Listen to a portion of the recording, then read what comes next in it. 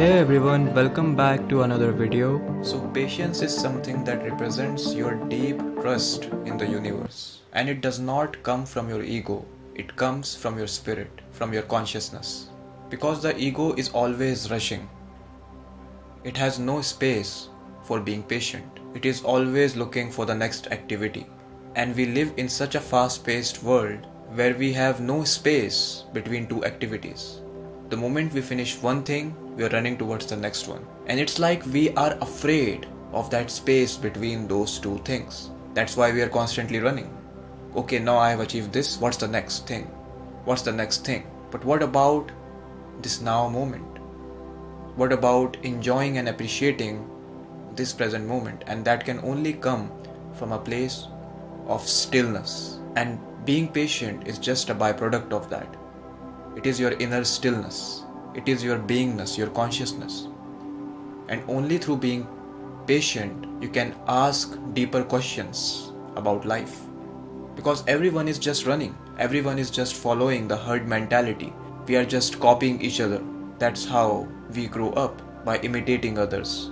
And no one is just sitting silently. Everyone is just running away. And they are not just running towards their goals, they're also running away from themselves. This is the basic thing that you have to understand. People don't run after one thing to another because they want to achieve or conquer. Basically, they're running away from themselves. That's why they're afraid of the gap between two things. 5 minutes without doing anything, people start feeling uncomfortable. So the mind is always on the go. It can't just be. It is very masculine in energy. But when you turn inwards, when you start practicing consciousness, beingness, stillness, just sitting silently, observing your thoughts, watching your breath, journaling, sitting in nature, taking a walk, taking a meditative walk as well. Anything that helps you to become still, that creates a space in you, it helps you to become patient. It helps you to trust the universe, surrender to the universe, and clear resistance towards whatever the ego is wanting you to become, to achieve, to conquer, which is in the future. Because even after achieving that in the future, you will now create a new goal, a new thing. Between those two things, there is a space. And you just don't want to look at that space. The ego doesn't want to do that.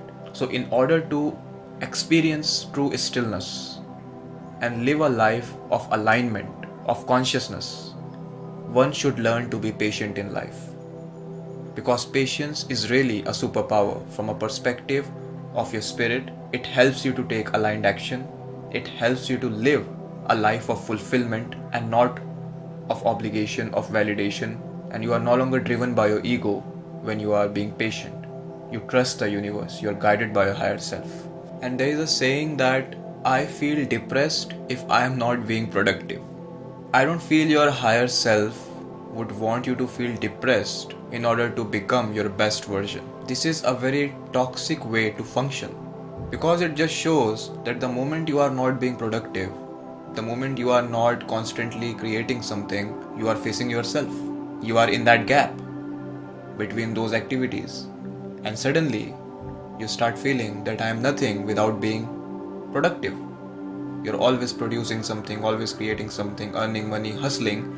But the moment you are not doing that, you start feeling depressed. You start feeling anxious. So it is showing that what you need to heal within yourself. Maybe you are being too hard on yourself. You are too much in survival consciousness. That you have that need of constantly running. Maybe you have certain aspects within you that were conditioned in such a way that think they need to constantly produce, constantly perform, then only they are worthy of love. So it's all our programming, our conditioning, our fears, the survival consciousness. And you have to see beyond that. Only through that you can become your highest self. Your highest self is not about rushing. It's not about constantly producing, constantly creating, so that you can be accepted or become worthy of something called success from the perspective of society. Your highest self is your true self. And a lot of people think that highest self is just another name for ego. Because earlier you were some another identity, now you have a different identity. Yes, you will always have an ego. You will, as long as you are a human being, you will always have an identity.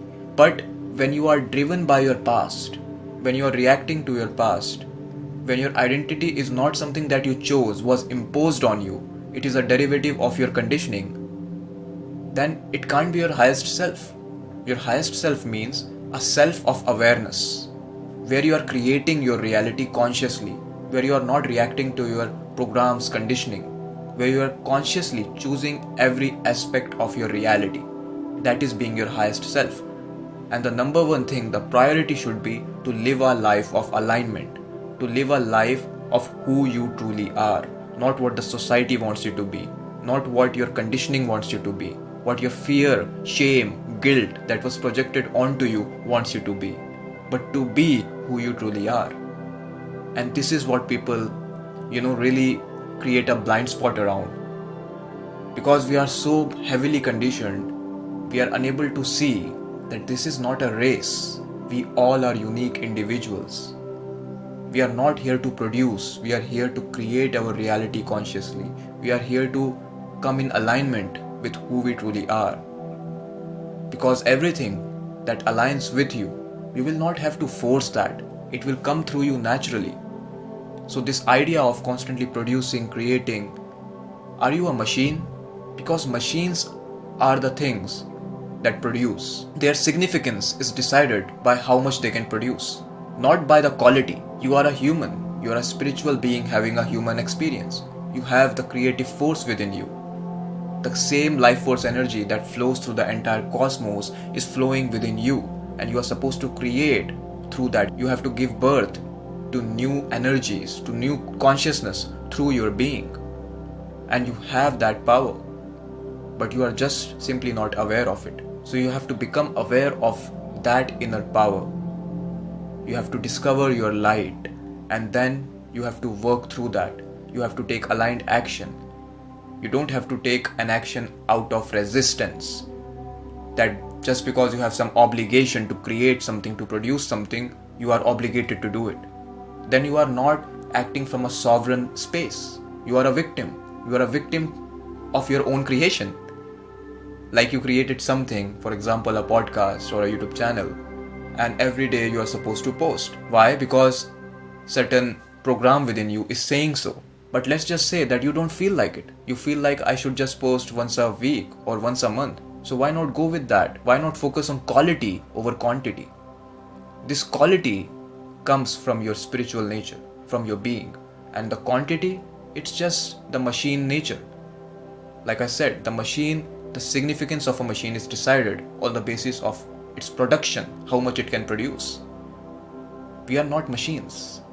We are artists of life. We are here to create our own creation on this canvas of life. And we all are authentic beings. So we have to stop focusing on always being productive. It is very silly to say that I feel depressed if I am not being productive. It's toxic. You are not being honest with yourself. You don't know yourself. That's why it is happening. Know yourself. Discover yourself. Then you will know that your highest self doesn't want you to be productive all the time.